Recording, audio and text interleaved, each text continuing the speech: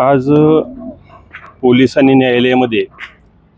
ज्या आरोपी आहेत महिला लेडीज त्यांना 7 दिवस पोलीस कोठडी मागितली होती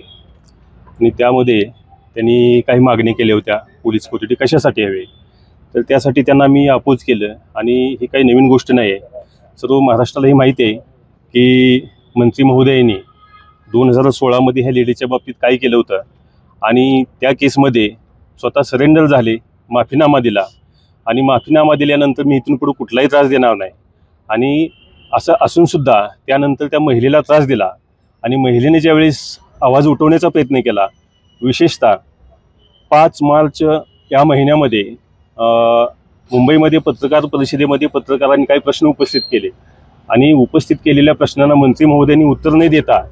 उत्तर देण्याची टाळाटाळ केली आणि जे काही प्रश्न सत्य ह्याच्यावरती विचारले त्याचा मंत्री महोदयांना राग आला आणि ह्या रागाच्या पोटी हे राजकीय बळाचा वापर करून ह्या महिलेला कट करून ह्यामध्ये गुन्ह्यामध्ये ह्याला अडकवलेलं आहे. वास्तविक पाहता